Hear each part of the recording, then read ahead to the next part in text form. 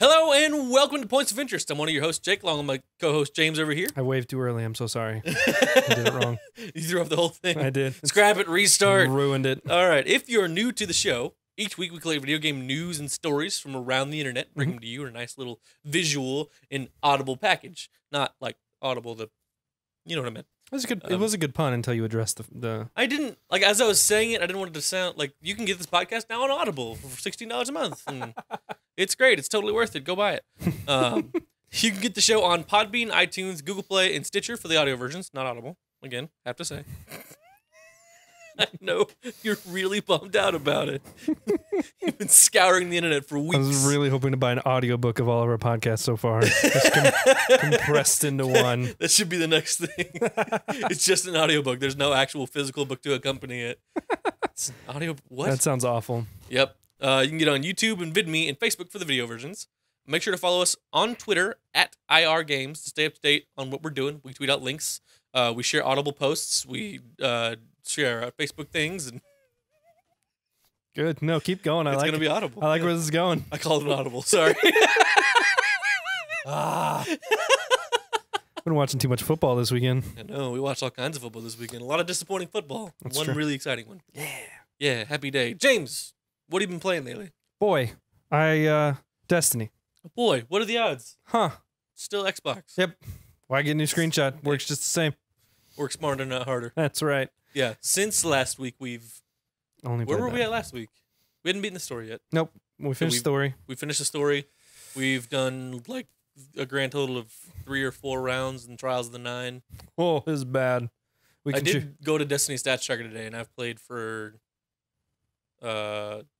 somewhere in the realm of like 40 hours. I think I'm probably around there. Like Yeah. maybe close. I need to look. We're about the but same. Probably about the same. Yeah. So That's how it goes. we love it. It's great. It's fun. It has its issues, the whole shaders thing, but Yeah, it's not perfect, you get over it. but we're not going to talk about how it's not perfect. 'Cause No, that's we not talked about fun. Destiny a lot last week. We want to talk about Destiny more. Put it in the comments below or tweet at us, and Yep. we totally will. And we will do it ad nauseum. Mm-hmm. Been I've practicing my Latin. I've been on the Reddit too much, so like there's negative posts and there's positive posts. So I find if I read the negative posts, I start feeling negative about Destiny.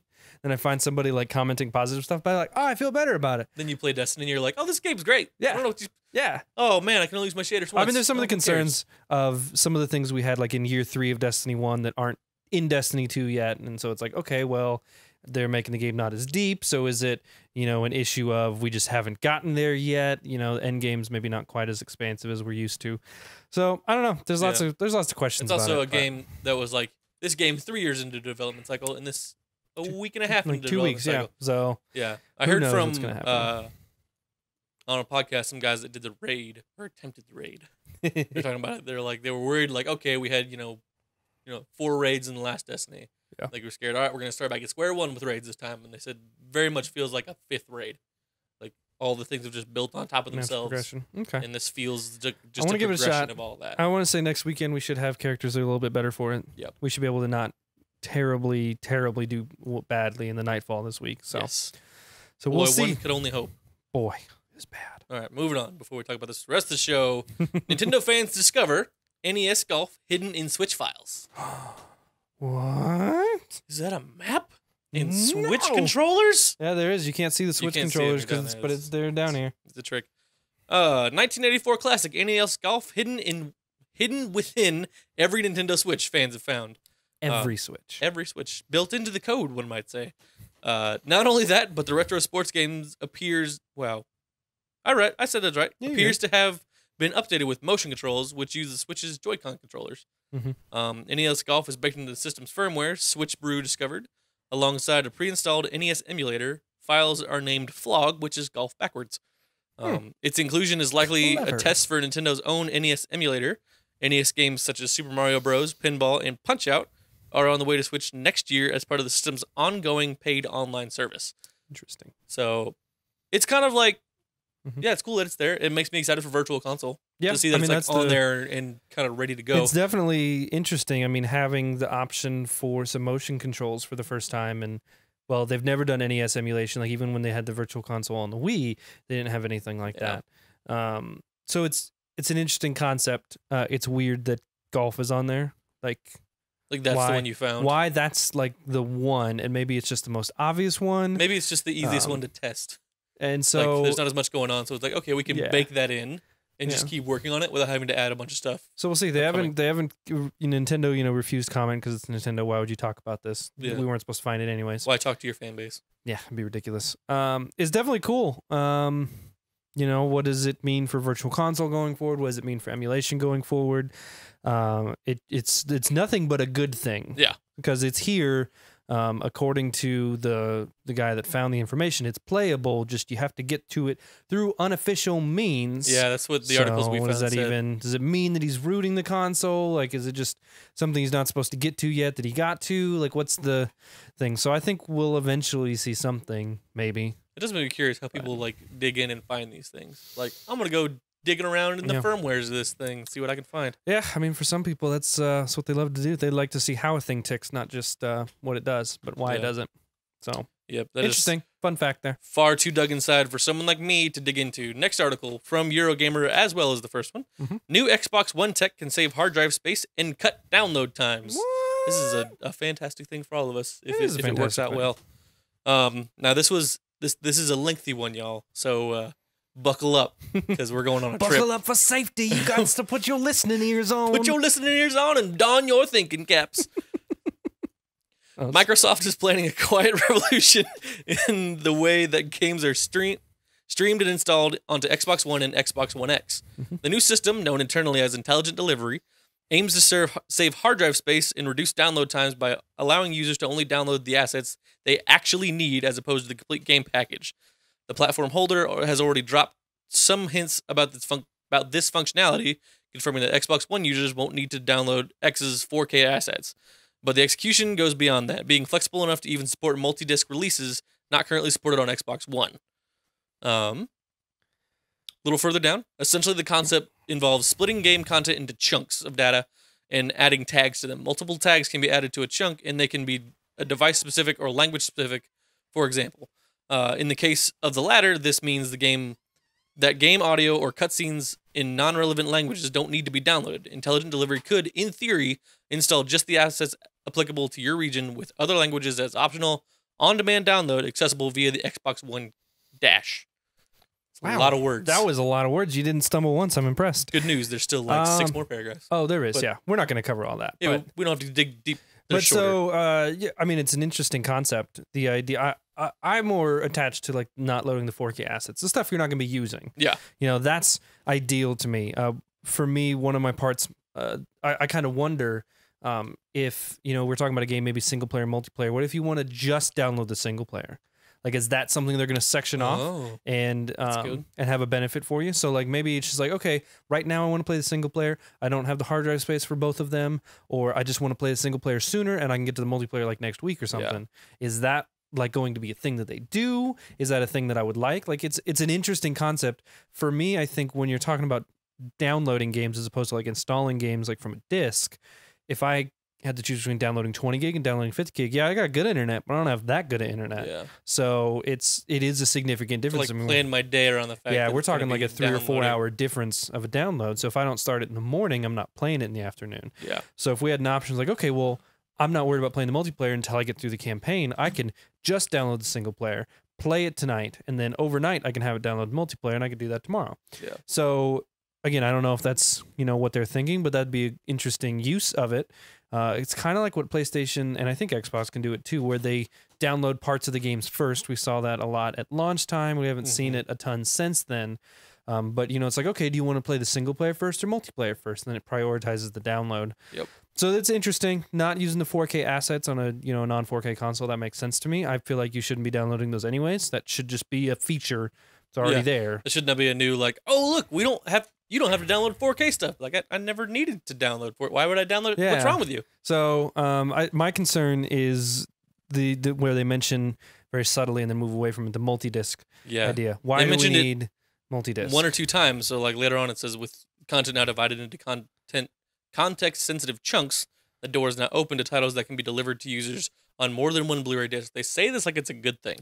Like the last time we had multi-disc installs was the 360, not PS3, because PS3 had a Blu-ray drive. Yeah, and I remember I was in college seeing Skyrim, and guys had it on PS3s and just put the disc in, and watching another friend install it on 360, and it was on 2 discs. Yep. I'm like, that sucks. That's what happened. Why would you want 2 discs? There was also a bigger problem with piracy back then because they were just DVDs. Like, they weren't Blu-rays, and at the time, no one had Blu-ray burners, so piracy was much more rampant on 360. You take it offline, and you throw in your burned DVD from the internet that you pirated, and you were good to go. So now they're using like dual and triple layer like Blu-rays, and so you're storing 7,500 gig maybe of data on a disc. That's awesome. In what world are you going to be making it on 2 discs here, but still on 1 disc? You guys have the same Blu-ray player now, so that seems like a step backwards. I don't see the need for where multiple discs come into play at this point. Like, if all the data can be stored on 1 disc and it can be marked and tagged as chunks, you just tell the disc, I want that piece, please, and I want this piece. Not, well, the 4K is on this disc, and the regular's on this disc, and this language is on this disc, and multiplayer's on this disc, while single player's on this disc. And I'm like, I now have a book of discs for Far Cry that I only wanted 1 disc for. Yeah. But the problem is, I don't have discs. But 2017, we're moving towards digital. Yeah. So it's an interesting concept. I think my concern, they mentioned it here, like on PC, you had like an extra download to do like HD textures in a game. It's like, so are we going to now have like, oh, you could play a game with like not all the textures in it if you want to save hard drive space like that? Yeah. That doesn't sound good, because now we're going to start having bigger downloads, because now they're going to stretch that initial download, and then you're going to be like, oh, well, you can just add on these other textures. So that's another download, Well, I can another see that install. being a positive in the sense of like, okay, we just got, let's keep using Far Cry for an example. Okay. So Far Cry 5 comes out. It has an HD textures pack. Yeah. Be like, okay, you can download it and wait to get the HD textures until you can leave the console overnight and just kind of play with some, like, you can wait to get the 4K textures until overnight and just play with regular 1080 textures.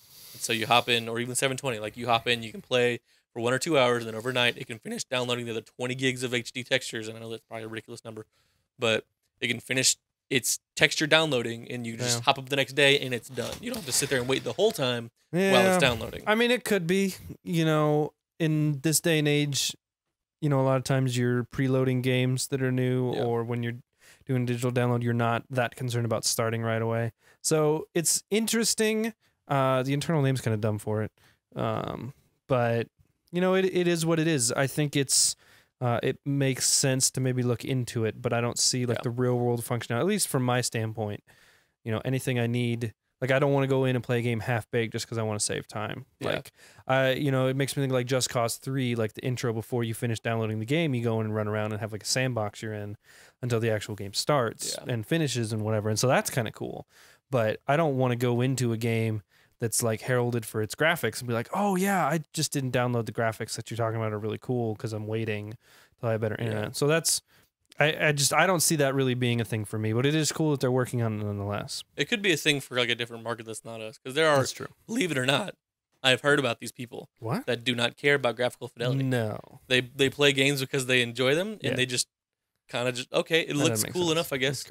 They're not the one. It's the crowd out there that's not buying the Xbox One S. It's the crowd that still has the Xbox One, or even or buying the PS3, PS4 Slim. Yeah. Just like, I just want to play the games. I don't need the horsepower. Yeah. I'm not doing VR. I'm not looking for 4K. I'm still going to play video games. So I can see that being a thing for them, where it says, do you want to download HD textures for 6 more gigs? And they're like, well, I don't pay for 100 meg or 50 meg down internet. I have 5 meg down internet. This is already going to be downloading for a long time. Why would I add to that time when I can just play the game?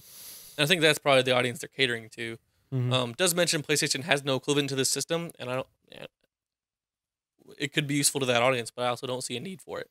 Yeah, it does feel a little bit like a stretch, and I don't know if this is just the article on Eurogamer or something hinted by Xbox, like, oh, PlayStation doesn't have this. Maybe that's another reason to play games on Xbox. It's just like, I mean, not really though. Not a system. What's a good reason to play games on a system? Having games. Oh, burn. Hashtag X going to give it to you maybe later with exclusives. X not going to give it to you. X going to take it from you, and then just hope you're okay playing 360 games. X going to cancel it on you. Hashtag backwards compatibility. All right, that's a lot of Xbox talk. That is a lot of Xbox talk. We're going to move on to just general video games talk. This is an article I found over on Kotaku, written by one Jason Schreier. We do love Jason Schreier. He's a good guy. At Inverted Reality. You should love him too. If you don't love him, his writing is great. If you don't love him, let us know why. I'd be curious to know. I've never met people that don't like Jason Schreier. I could see people them not enjoying because he does just kind of bluntly throw stuff out there. That's true. I mean, I get why people don't like Which is Kotaku, okay. Yeah. but he's kind of like the bright shining star that is Kotaku. Truth. So. Jason Schreier did just recently put out, he's putting out a book. Recently put out a book called Blood, Sweat, and Pixels. I believe is what it's called. Yeah. I have not read it, so I can't vouch for its goodness or not goodness. Right. But I'll assume it's good. But this article is why video games cost so much to make. That article title kind of just like screams, "Read me." Thought this would be good information for the average gamer. So, video game publishers are notoriously secretive about the budgets behind their games. But when a number does slip out, it can be shocking. Games like Call of Duty and Grand Theft Auto cost hundreds of millions of dollars to make, which is tough to fathom until you do the math. While reporting for Jason's recently released book, he asked a ton of developers how they calculate their budgets. A few bigger companies wouldn't get into specific numbers, notoriously secretive, but all the studios that did answer offered the same magical number, $10,000. Specifically $10,000 per person per month. Okay. So, digging into the math a little bit later in the article, that number, which might go even higher if you're in an expensive city like San Francisco, accounts for salary, office rent, insurance, sick days, equipment, and any other costs that come up over the course of development. It's widely considered to be a good estimate for how much a video game production will cost, no matter how big the team gets. So say you're an indie studio that just raised some money on Kickstarter. You think you can make your Earthbound-inspired 16-bit style RPG in a year and a half, 18 months, and you think it'll take 5 people, a designer, a programmer, a musician, and 2 artists. Perfect. 5 times 18 times 10,000 is $900,000. Hope you didn't have any stretch goals. I mean, here's the problem with, we'll get to other size developers in a second, but that's a stupid amount of money. Now you look at what people are asking for as indie games. We got one we're going to talk about later, but their Kickstarters are not $900,000. Yeah. So there's a ton of this stuff that's going on behind the scenes in terms of raising money and finding ways to pay for stuff. And so some people, and me included, see Kickstarters just like, oh, we're going to make a game, but we made a cool animation of it, and this is what it's going to be. A lot of Kickstarters are not like that. They already have a playable game. They already have a demo, and they just need like that last little push to get them over the hill. Yeah. So when you're talking about, in all honesty, a $900,000 budget for like a 3 or 4 person studio, I mean, I think maybe not hiring a musician, just buy some royalty-free music or just something, or just make it's gotta be one of those things. Like that's a role that like just you could just combine with someone else's role. Yeah, I mean, it's gotta be one of those things. Like But you see still. these small teams making that stuff. It's like, all right, there's a guy who like this is his passion project, and he's like, okay, I'm gonna come up with as much money on my own as I can, and try to just like get this last little push onto the end to be like, all right, I need $50,000 from a crowdfunding program if I can get it, and I'll funnel in $20,000 of my own money in how much I can, and see if I have friends that can work on it for free on the weekends. It's crazy to think about because you've got, if you say you have like 2 or 3 full-time people, I mean, they have to be getting paid or have had thousands of dollars saved up, and maybe we're just at a point in our life where we could never do that. But I don't have thousands of dollars in a savings account to go quit my job and make a game for 2 or 3 years. Because indie games in 18 months, that's still a tight deadline. I mean, most of them could stretch out to 2 or 3 years, and maybe longer, maybe worse. And so it's just crazy, crazy. And that's just indie studios. That's a small studio. What do we got for medium-sized studios? Mid-sized team like Obsidian or Double Fine. You're making a new console game that needs to look good, but nobody expects you to have the most polygons or the highest end graphics. You're putting a team of 40 on your psychedelic rhythm game, and you're planning a schedule of around 2 years, 24 months. So that's 40 times 24 times 10,000 is $9.6 million. Now, I would if you're looking for examples, this would be like a AA studio. Yeah. So I would think of somebody that did like Hellblade, which was Ninja Theory. Hellblade: Senua's Sacrifice. I think that one was in development for more than 2 years. Yeah. So you're talking that game probably cost $10 million to make. Rough ballpark. Obviously, we have no idea how much it actually cost to make, but that was kind of the level of what you were seeing in terms of they didn't have 150, 200 people working on it. They had a smaller team working on it. It's a smaller company. That's crazy. That's a stupid amount of money. Yeah. And just as a kind of a funny little like poke at the internet's fun button, at the end of this paragraph, Jason puts, "Don't worry, at least people on the internet will accuse you of stealing money."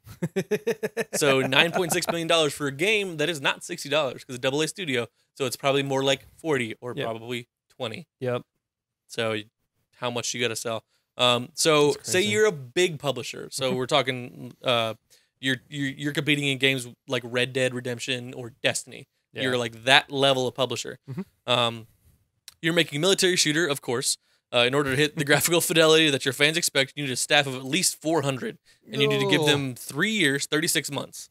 400 times 36 times 10,000 is $144 million. And that's before the inevitable delay, not to mention the marketing. Gosh. So CGI commercials, paid advertisements online. Not all to this include stuff. like even talking about DLC that's practically mandatory nowadays. That's making the base game and getting it to before market. it's delayed. Yeah. And then you've got the support afterwards that's going to cost you a ton of money. You've got it's so insane. I think that's where publishers and that's where Sony and Microsoft step in and say, we'll pay for your advertising. Just get us a game, please. Yeah, and it's wild, and I really want to check out this book after reading this article. I know he gets way in more depth with a few different games and talks more about the whole process of them, not just finances, but what all of it looks like. It sounds fascinating to me, and I don't like reading, so I might actually pick it up. But it calls to question. You think, people joked about Destiny being a $500 million game, and that wasn't actually the budget for it. That was just kind of the rumor that came out when Destiny first launched. But $200 million is a conceivable amount of money to be spent on it. And 100%. you a lot of times you compare movies to this, and budgets for movies are always well known. And so think about what $200 million gets you in a movie. I mean, you're talking like bigger than a Transformers movie right there, with the special effects and CGI. Oh, that's only like 2 hours of stuff. We're talking millions and millions of dollars to make a game that you play for 10 or 15 hours. Yep. And if you don't like, you sit here and rail the publisher and complain about how much money it costs. It's crazy. So, I'm not going to sit here and, we're going to talk bad about the companies or anything like that, because it's a crazy world. And there's a reason game developers are, they burn out easy, and they have really awful schedules for months and months on end. And a lot of times after the game's finished, they just get fired because your job's done, move on. They can't afford to keep you around when they're not making money anymore. Well, it's impressive to see at that point, because just this last week, one of the, I think he was an art designer or an art head over at Naughty Dog, retired. He stepped back from Naughty Dog. Yeah. And it was like he worked on like The Last of Us. He was like the art director on Last of Us and like Uncharted 3. And like, was it Neil? It wasn't Neil Druckmann. It wasn't Neil Druckmann. No, it was somebody else. Like, I'm pretty sure it's I know Naughty Dog. I know you're talking about. I saw that this week. But it came up, and it's just like, boy, he's been doing this at Naughty Dog for like 10 or 15 years. He hasn't stopped. So it's one of those things like, all right, they finish one game, they move on right to the next one, because if you don't, like, you got to take 2 or 3 years to make a game as big as Uncharted, maybe even more. Yeah. And you got to keep going, otherwise you're burning your $300 million. Yeah, you take a vacation, all of a sudden you're 5 years out from your game release. Yeah. And you've lost your entire fan base. It's a crazy world. It's not one that I would want to be a part of. I'd rather be a conscientious observer. It's more fun to sit here and play the games than it is to be there and make them. But I think it's important to understand that side of it. If you look at, I think in most industries, we're used to being paid like as you go for your work. Yep. With something like, there's really only a few industries, I think, in the world that kind of qualify with like, okay, we need $200 million up front, and then we'll give you a game 3 years from now. Yeah. Like the amount of money that goes into before you get any profit, because you don't see a dime till like 3 or 4 months before. Like as the company, you don't see returns on it. It's like that with movies and games and sports stars, and that's it. And I mean, even sports to an extent, like you have ticket sales that are constantly going, you have merch sales, you have everything going on at the stadiums, stuff like that. So really, there's maybe only 3 or 4 industries with that big of budgets that just ride so much on an initial purchase of something. Yeah. I mean, clothing's not like that. You don't have that in the corporate world at all.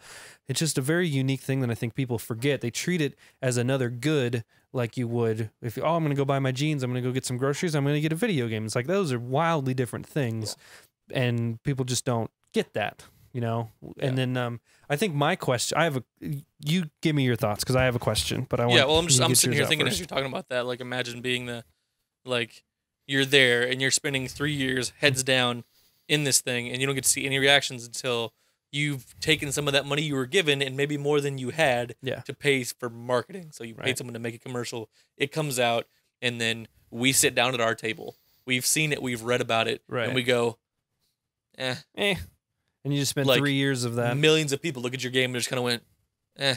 So imagine being the Mass Effect Andromeda team. Like, you spent that kind of work and that kind of money for it to come out and be just like stunningly underwhelming. Yep. And just like, well, my name's on that.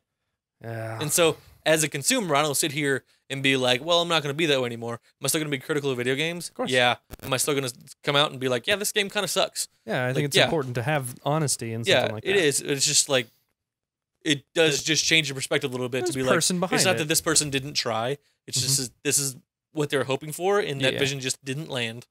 Yep, and it's, you know, I mean, it's maybe a little bit, you know, not quite as, you know, specific as that. I mean, a lot of this stuff has to get through, you know, vetted through a lot of people, and you get your ideas signed off, and it goes to concept art, and it goes to all these different processes, which I would imagine that's what the book talks about. And so it's not like no one has seen it. You know, the people that have the money are like, okay, I think this will do well because A, B, and C, and they have their research groups and stuff. But yeah, far and away, I can't imagine spending years on something only for people to be like, it's not very good, James. It's just not. It's not good. You should jump off a bridge and take your family with you and all that stuff. It's crazy. Reading the internet comment section. Yeah, yeah. We'll just even on this article, like Jason Schreier's like an expert in the industry. He's been in it for a long time. He literally wrote a book on this subject. And the first comment is like, I don't think that $10,000 is accurate. I think you're right. I think that's an overestimate. My keyboard tells me that you're wrong. Some people. Just stupid people out there. So when we talk about prices and we talk about budgets and the amount that they've increased, and games have definitely not increased in price over that time period, right? They've gotten cheaper over time. Yeah, I mean, you're talking PS3 games for $50 or $60, and now they're $60. It's kind of stabilized. You've got some that are getting cheaper because not every studio has to charge $60. So the AA's are charging you $40, and you got a lot more $20 games. And meanwhile, other countries are raising their price. You know, a few years ago, Canada went from $60 to $80, which people revolted at. So I think Australia's like $70. It's ridiculous over there. Like when the translation is something like it would be $100 for us over there, and so it's very interesting. What do you think happens when the games go up in price? Because they have to at some point, right? I don't know. What does that look like? It's just one of those things. Like games keep getting cheaper, and I don't know if that's speaking from the development side or speaking from the market side. Yeah. Like if it's from the development side, it's like, yeah, we can make this game for our budget, sell it for $20, and if it reaches this number, which, you know, our brains and computers tell us that it will hit pretty easily, we'll break even. Anything above that, we're golden. Or is it a market thing of like, I don't want to pay $60 for a game, or I don't want to pay more than $60 for a game. It's like what we've talked about when we talked about the world going digital. Right. Like development costs go down without having to print box art in discs. Yeah. Which is another argument to that Xbox article we talked about a couple minutes ago, with now you're sending me multiple discs, you're making this more expensive. Yeah. Like, do whatever you can on the development side to make things cheaper while still putting out a quality game. Which is difficult. Which is hard. It's like, all right, I mean, how much of a budget is printing discs? Like, I don't know. I'm sure it's hefty. I'm sure it's up there, but I mean, are we talking like 2%? Are we talking like 10%? And if we knock that out, does that mean they just don't have to account for that money? Or do they just like, all right, well, we always planned for disc printing. We'll just shuttle that money into a different part of development. Yeah. We'll shuttle it into marketing. We'll shuttle it into the art department. Which I think is a nice thought, but I feel like, I mean, having dealt with budgets in a non-gaming sense, just in like a corporate sense, like I feel like it's just never going to be that easy. Just with, even just like from a politics side of things, just like certain people wouldn't want that because it impacts these jobs over here. And so like if we cut away from using printed stuff, then all of a sudden we've got people losing jobs at factories overseas because we're not making discs anymore. And so how does that affect the economy over there versus what it does over here? Then you've got a migrant population that may be leaving because they can't find jobs. So they go into other industries that don't have a surplus of jobs. And it could be really bad. Maybe it's not that bad, but you know, I don't know. So I think it's inevitable that we'll see an increase in games. I don't think it'll be just this generation. I don't think you're ever going to be able to sell a PS4 game for $80 in America. Like, it's just not going to happen. You know, season passes and DLCs and all this stuff coming out. You can go over that $60 for that extra content, but base games are never going to be over $60 for the PS4. I think when you look at the next generation possibly being the last console generation, or maybe even this is the last console generation, maybe the PS5 and Xbox, I don't know, 842.3 don't happen. Maybe this is where it ends, just because, you know, we've got variations of consoles in the same generation already happening.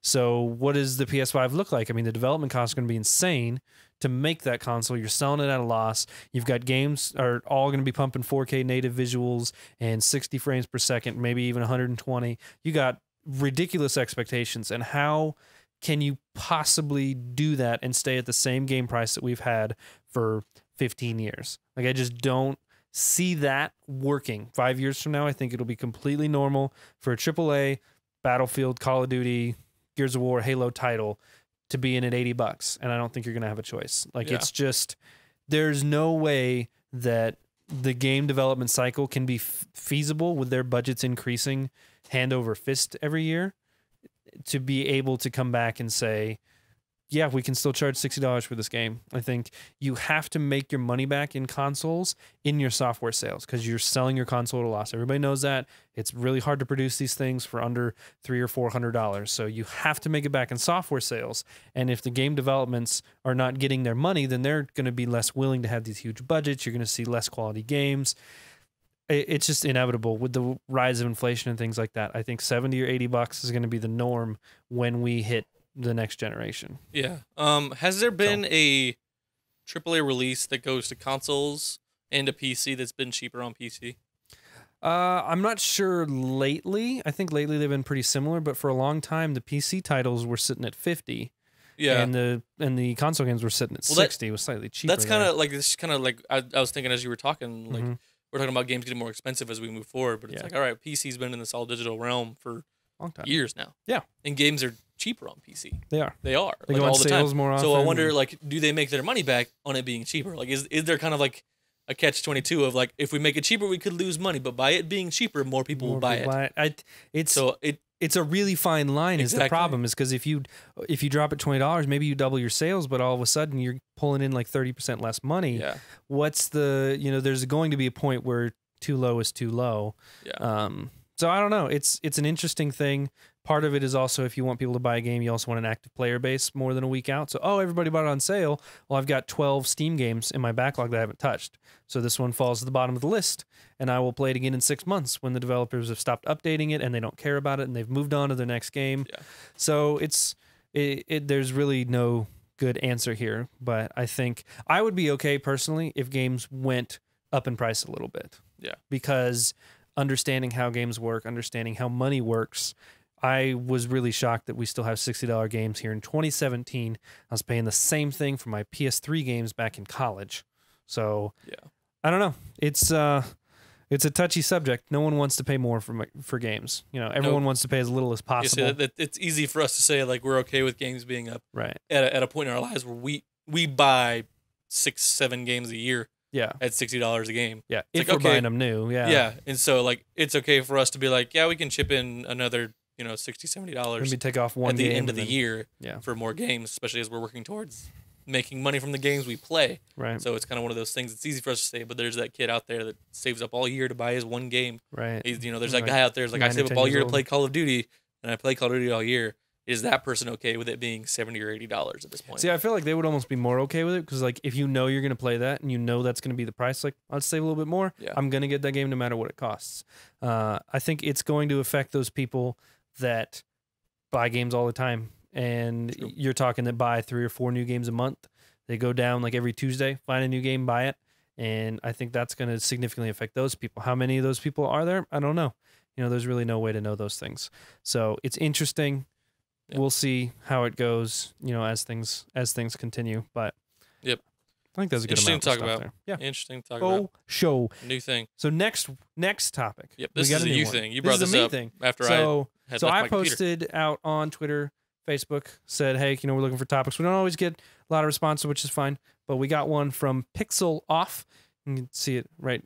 You'll see it. But he suggested that we take a look at Indiepogo on Kickstarter. First thought when I hear Kickstarter, no thanks. Hard pass. I don't care. Kickstarter doesn't consistently work. Video game developers don't really go about it the right way a lot of times. Now that I know about how much a game costs, when you're asking me, Indiepogo's, for instance, their Kickstarter is for $25,000. They're at the tail end. They said they already have a playable demo. They are this close to completion. And what I really like about it is we'll talk about what the game is in a second. But if you scroll all the way to the bottom of the Kickstarter, which I never knew there was a bottom of the Kickstarter page, I just thought it kept going with gifts and rewards and images. These are really long pages, but they talk about why they need the money, not just be like, oh yeah, we need to make it because we need money because we're doing full time, and you know this other guy's helping, but he's got another job. Like everybody says that, but they get down to it and it's like, look, like we can finish this game. It's almost there. We need 25,000 because the engine we're using is going to be deprecated soon. They're moving on to a second version of it. It's Super Game Maker or Game Maker Studios. Yeah. I think it's Game Maker Studios. And they're moving on to the second version, but the second version does not work with their game because of how they determine collisions. And it just doesn't work. Like it's just they're operating the engine one way, new engine goes another way. They can't do it. So they have to finish the game while the engine is still officially supported. If they get past the officially supported window, they won't be able to put the game out. So perfectly transparent reason why they need it. So what is Indiepogo? It's very similar to a Smash Brothers type game. We've got a few GIFs here. Players are always jumping. Cartoon fighter. It is an auto jump, and your characters are facing the camera. Most of the time in Smash Brothers, you know, they're moving left to right and they're looking that way. They're not in this case. We've got, you know, there's two ways to die in this game. You have actual HP. You'll notice here when this guy gets hit, he's got a -3 that pops up.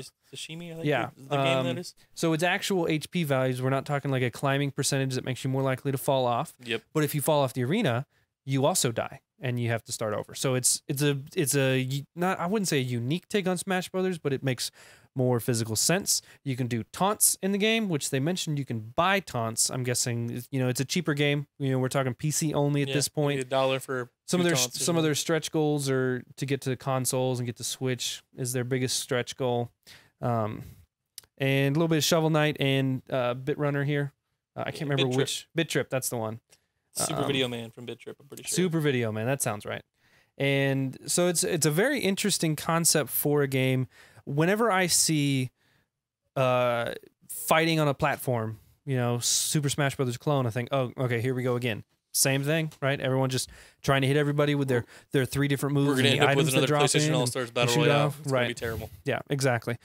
This one actually looks like they're trying to do something different. It's kind of fun. You know, after watching the video, reading about what they're doing, it's 3 people doing it. It's a guy and his brother. His brother's part-time, and then they've got another guy that came in with them pretty early in the process. They're working with like 50 plus different developers to bring in their own indie characters. So it's kind of like Smash Brothers with all indie people. So you saw Shovel Knight there, you saw a Bit Trip character. There's some from V. There was a ton of different indie Downwell's games. in there. Yep, Downwell. They're looking at getting Pug, Butt Sniffing Pug. Yep. When it comes out. And so they've got a list of games that they'll have characters from once those games release. They've got a list of people that they're hoping to get in there. A ton of different characters. There's stages that are influenced based on some of the characters' actual games.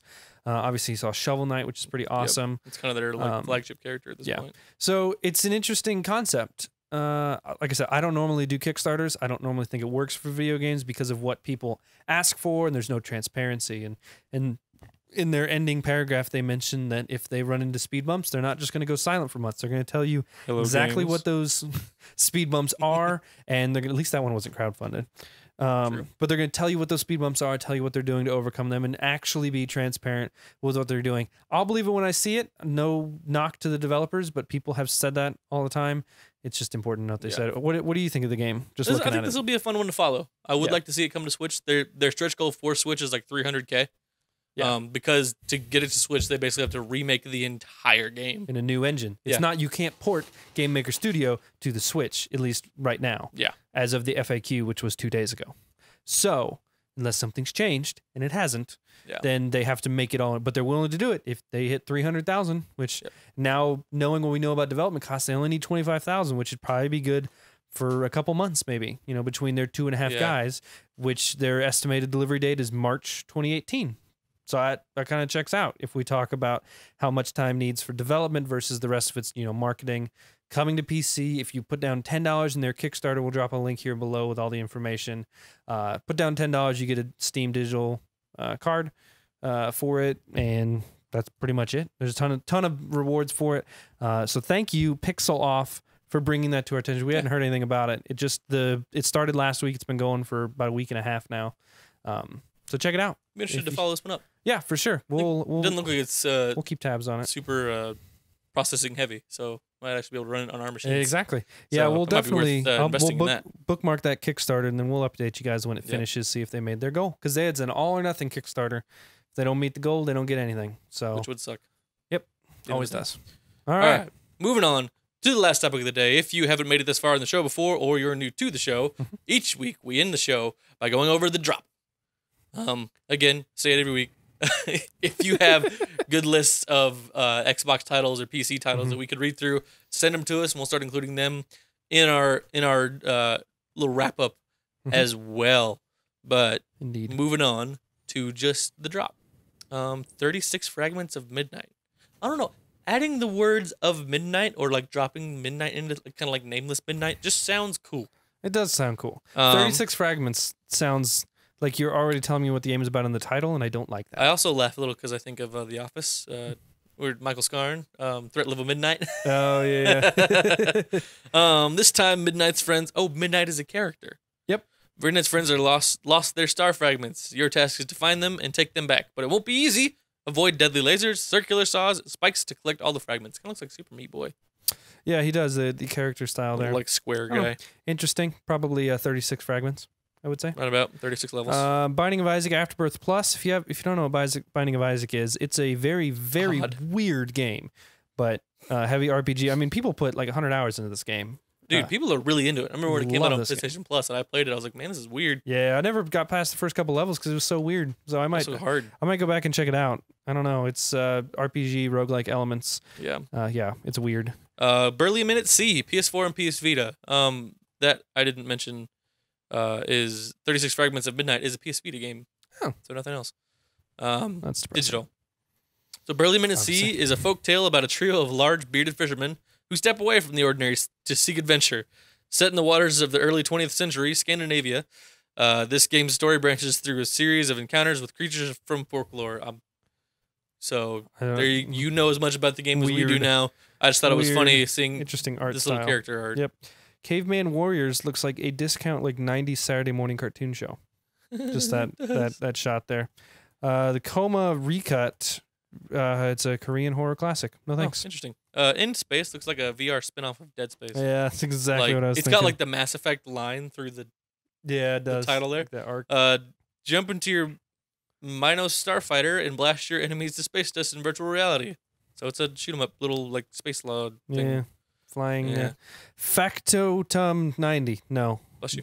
If you can't give me a proper sounding title. Ooh. No thanks. Ink, PS4. Mhm. Ink is a fast-paced platformer about using colorful paint to uncover your surroundings. Defeat all enemies in the room and reach the goal. What does that sound like, Jake? It sounds like the beginning levels of Unfinished Swan. I was actually thinking Splatoon. Personally. Yeah. I mean, Splatoon to a certain point, but like in the like first levels of Unfinished Swan, Okay. you spray the ink around because it's just a white screen. I And totally you're played spraying that game. black paint around, and it kind of like there's a wall there, and here's Yeah. the path you're following. It's kind of cool. That's what it reminds me enough. of. It was fun. I liked it. Ninjago movie video game. Marvel Pretty vs. Capcom Infinite. straightforward. Yeah, Marvel vs. Capcom. This is the probably the big one that releases This this is week. the flagship title this week. Epic Clash between two storied universes returns with Marvel vs. Capcom Infinite. The last one in this was Marvel vs. Capcom 3.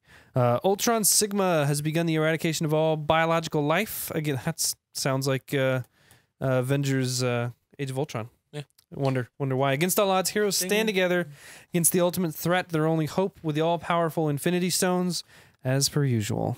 Minecraft Story Mode Season 2. So Yay. coming out Telltale. It's more Telltale. It's more Minecraft. If you played Season 1, Probably more glitchy engine work. probably more Eat Safe. Probably Several not. Maybe not. years later was when it takes place. I wonder if that probably several years later. An indeterminate amount of time per previous episode. Yes. More fight. That's That was kind of a kinda cool looking. Yeah, explore the galaxy as Mira intro. Kahles. Research plants, animals, battle hostile enemies, unravel mysteries surrounding a rare material called morphite. So it's Hello Games. Yeah, I was about to say, like, is it? I mean, No Man's Sky. Yeah, No Man's Sky. It'd be Still funny on. if it was Hello Games. Oh, I forgot 2K18 releases. Oh, I wonder. Flicker. So I know that you can see it here in this shot, but Kyrie Irving's got on his Celtics jersey. Oh, how about that? I They wonder updated the if box they art. switched it in the physical ones or if it's just like the digital, because he got traded like a month ago. Yeah. Everything had to have already been printed at that point. So I'd be interested. 2K18, you saw, if you guys have watched, have we put that out yet? I don't think we have. I don't know. We'll be looking for a video. We played some NBA 2K18 for. Well, I say I played it because the demo Yeah. sucked. So check out our thoughts on 2K18 2K. compared to live. Yeah, it should be out very soon. Oh, hey, check this out. Raiders of the Broken Planet. Guess what kind of game it is, James?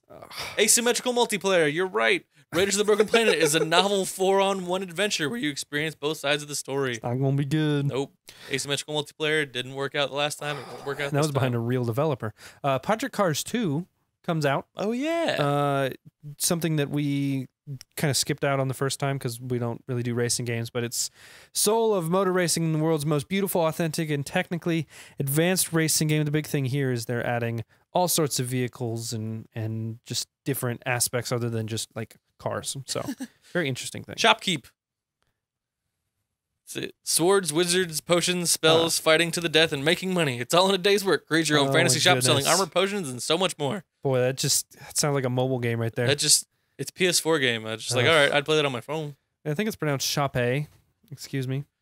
Shopee. I saw a guy walking on Shopee the other day. Solus Project, another space game with VR. First-person survival exploration adventure. Mysterious and seemingly uninhabited alien planet. No. Sounds like it'd be scary. No, thanks. Foo Fighters had their like 132nd album come out this week. Trent Reznor, though. That's true. He, I don't even know what it is. Speaking of 1,000 things, Pirates of the Caribbean, Dead Men Tell No Tales. I heard that was just such a awful movie. I'll probably like it. It's Pirates of the Caribbean. It's got Johnny Depp. Good enough for me. Yeah, it's just I think everybody hated the new guy. Who's the new villain? What's his name? Oh, I don't know. I haven't seen it. Oh, not like the character's name, but the actor's name. I know who you're talking about. I heard it earlier in the video today, and now it's like slipping my mind. It's gonna drive it's me the same nuts. guy that's in Mother with Jennifer Lawrence. Yeah. Which was a weird We're movie. gonna figure this out, y'all. Yeah. I want to say it's Javier or something. Javier Baez. Does that sound right? No. No, that's a shortstop for the Javier Cubs. Bardem. Bardem. There you go. Javier Bardem. That's I what it like is. him, but he's Yeah, I heard his character was kind of garbage in this movie. well. I mean, the motivations in the trailer really didn't convince me that he was going to be a great character. Yeah. That's Pirates just of the Caribbean lost actual motivations in the movie a long time ago. Yeah, that's fair. It's just a money grab now, which, to Whatever. each their own. It's gonna grab my money once I can rent it. So I like those kind of things. I'd watch it on a rental. That's right. Well, that's going to wrap it up for the show today, guys, for your video game and Pirates of the Caribbean podcast. But thanks for sticking around. Thanks for liking, commenting, subscribing. Let us know what you thought, your thoughts on video game prices or Xbox new technology. What do you think? Yeah. Tweet at us at IR Games. Follow us on Twitter. We're on Facebook. We're on YouTube. We're on all these kind of Video different games are too expensive. That's what I think. Preach. All right, guys. Thanks for hanging out. Bye.